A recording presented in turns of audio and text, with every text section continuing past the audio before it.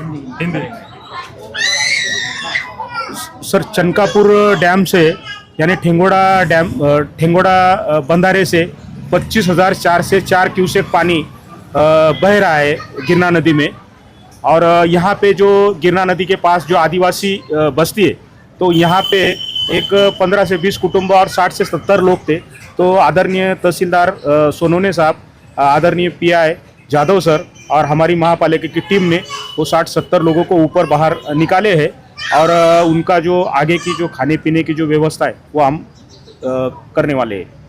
ये जो पुल है, पुल पे आप कंटिन्यू आपकी गश्त चल रही है, सूचना देंगे आपको? बेहतर है कि जो नागरिक है और जो सुधने नागरिक है उन्होंने पुल पे ना जाए। पर्टिकुलर छावनी पिया है और उन्होंने बंदोबस्त भी लगाए। खासकर हमारे लोग भी रात से हम गश्त लगा रहे हैं। आदरणीय आयुक्त महोदय के माध्यम से सभी जो परिस्थिति है उस पर नज़र रखे हुए, और कुछ अगर अनुचित घटना घटती है तो तत्काल हम उनको रिस्पॉन्स देंगे। गिरणा नदीला अचानक पाणी वाढले आणि मोठ्या प्रमाणावर पाणी वाढले, कोणती वस्ती होती आपण इथे? चनकापूर धरणाचा जो विसर्ग आहे तो विसर्ग केल्यामुळे गिरणा नदी पात्र आहे आपलं मालेगाव शहरात, तिथं पाण्याची पातळी वाढलेली आहे। आणि या ठिकाणी नदीपात्रात जे काही 15 झोपडीधारक कुटुंबीय आहेत, म्हणजे साधारण एक 60 व्यक्ती आहेत टोटल, लहान मुलं वगैरे पकडून, अशा लोकांचा आपण तात्पुरता त्यांना स्थलांतरित केलेलं आहे इथं बाजूला, आणि त्यांची एक निवाऱ्याची पण व्यवस्था इथं केलेली आहे। आणि आवश्यक ते आपण ते सर्व सहकार्य आपण त्यांना करतो।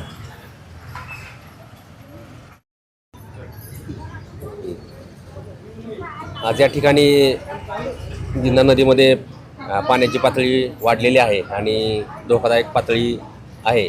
तर माझं या मालेगावकरांना एक विनंती आहे की त्यांनी कुणीही विनाकारण नदीच्या काठावरती जाऊ नये, जेणेकरून आपला जीव धोक्यात येईल अशा प्रकारचं कोणतेही कृत्य करू नये।